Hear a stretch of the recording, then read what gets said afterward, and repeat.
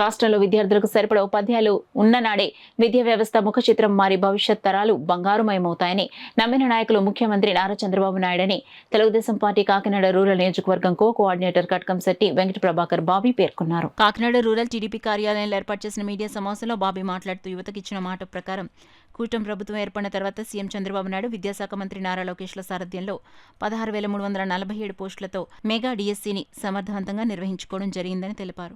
యువతకి 20 లక్షల ఉద్యోగాలు టార్గెట్గా పెట్టుకుని మొట్టమొదటిగా అన్న ప్రకారం మెగా డిఎస్సీని రిలీజ్ చేసి అదేవిధంగా అందరికీ సంతోషకరమైన వార్త కూడా మా నారా లోకేష్ బాబు గారు చెప్పడం జరిగింది.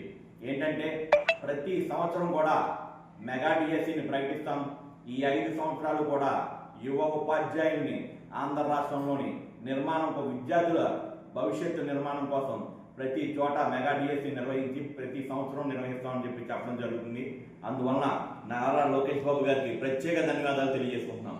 లోకేష్ బాబు గారు విద్యాశాఖ మంత్రి అయినంటే ఎంతో పారదర్శకంగా నాణ్యమైన భోజనం పిల్లలకు అందిస్తున్నారు. నాణ్యమైన బట్టలు, బెల్ట్, షూలు పిల్లలకు అందిస్తున్నారు. ఏ రకమైన పార్టీ ముద్రలు లేకుండా, ఫోటోలు లేకుండా నాణ్యమైన క్వాలిటీతో తగ్గటి పిల్లలకు అందించి వాళ్ళ విద్యకి ఎంతో తోడ్పాటు చెప్పడం జరుగుతుంది. ఈరోజు నారా లోకేష్ బాబు గారు కోరుకునేది ఏంటంటే విద్యార్థులు ఎంతమంది ఉన్నారో వాళ్ళందరికీ కూడా తమ పాలనలోని ఉపాధ్యాయులు నిర్మించాలని చెప్పి ఏకైక ఉద్దేశంతో నారా లోకేష్ బాబు గారు ముందుకు వెళ్తున్నారు. ఈరోజు ప్రభుత్వ పాఠశాలలోని నో అడ్మిషన్, ఇంకా ఇక్కడ సీట్లు లేవని పెట్టే బోర్డులు తెలుగుదేశం పార్టీలో కనబడటం ఆంధ్ర రాష్ట్ర చరిత్రలోనే ఎక్కడా లేని విధంగా, దేశ చరిత్రలోనే ఎక్కడా లేని విధంగా ప్రభుత్వ పాఠశాలలో ఇంకా సీట్లు ఇక్కడ లేవు అని చెప్పి బోర్డులు పెట్టడం జరుగుతుందని చెప్పి ఈరోజు తెలియజేస్తున్నాం. అంటే ఎంత నాణ్యమైన విద్య, పిల్లలు ఎంత అభివృద్ధి చెందుతున్నారో, ఉపాధ్యాయులు ఎంత బాగా బోధిస్తున్నారో, ప్రభుత్వ పాఠశాలలో కూడా సీట్లు అయిపోయే పరిస్థితి తీసుకొస్తున్నారు.